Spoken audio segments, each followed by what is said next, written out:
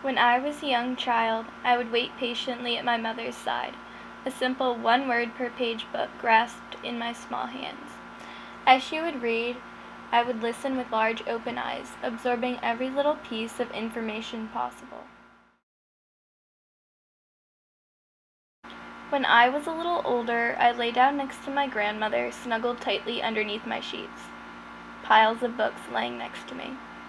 I would hand each book to her and listen, drawn by the melodic rhythm of her words, one moving concisely into the next.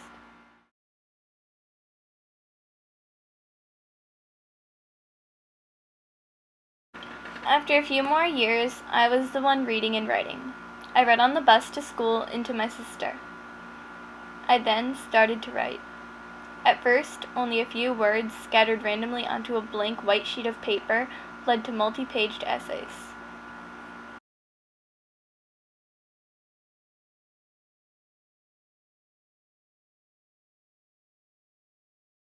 When I went to school, I did not want to focus on anything but reading and writing, and would often write during math class.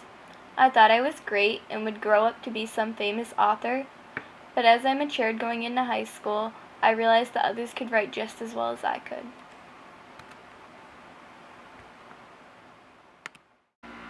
Everything was about having the highest grade, and I lost my reason to write.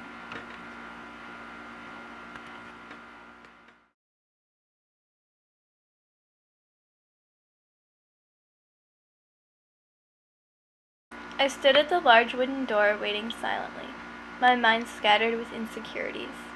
Next to the door was a window, where inside sat children with eyes dancing with curiosity. My heart began pounding faster and faster, and my breathing began to shorten.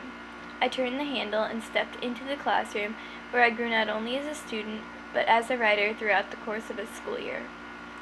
At first, sitting down at a cold desk seemed recurrent, the same routine as previous years.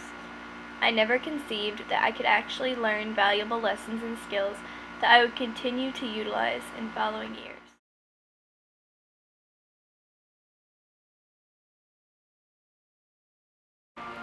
Before you climb a mountain, you look at the top and you believe the task will be impossible. You want to reach the view that lies at the top, but to get there, you have to fall over roots and receive cuts from jagged rocks.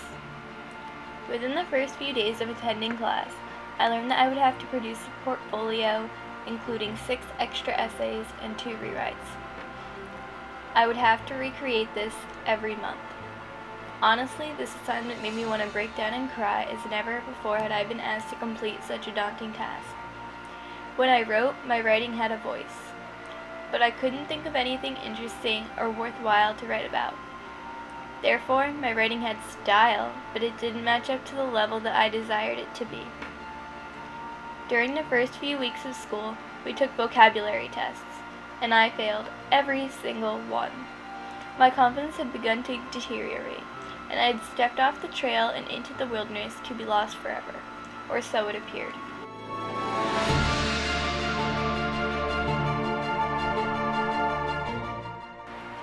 When you climb higher up a mountain, you run into obstacles that slow your pace, like rocks and roots.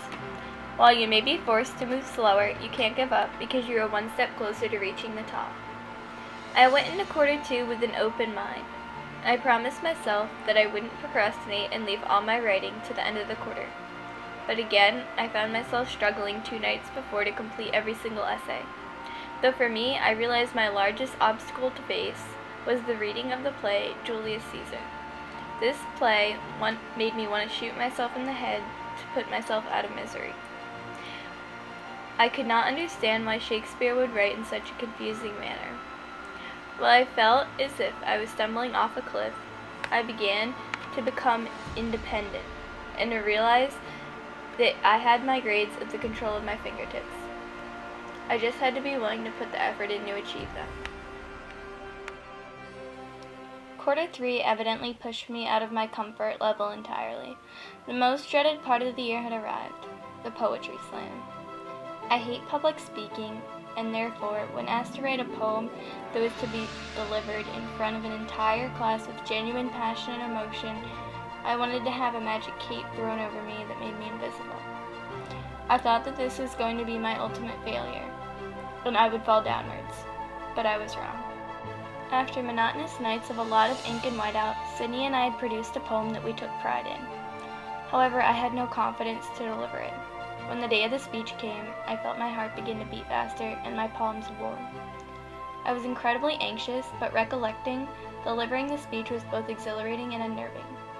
It was a turning point of maturity for me.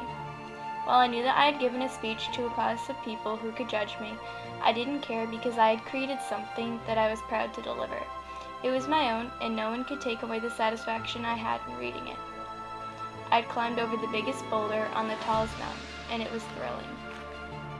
When I look back on my year, I can say that I fell over many rocks and roots, slipping onto my hands and knees. I received cuts and bruises that sliced into my skin, making it burn. Those lacerations did not hold me back, but rather pushed me farther forwards into dimensions unseen before. While I couldn't complete every task with perfection, I completed it. I finished the year in an honors English class, where I learned discipline, independence, and self-reliance. Even though I may not have received the highest marks, I learned incredible amounts about myself as a person and how I need to push myself out of my comfort zones. When I first walked into English 117, I was a shy girl with a low amount of confidence. While I still may not be the most confident person, I have improved and learned that I can achieve anything when I break through mental boundaries. I am thankful for the harsh situations provided to me because they made me cultivate and mature so much as a person. While I may be glad to have finished the year, I am grateful for the experience it has provided me, and I wouldn't change anything.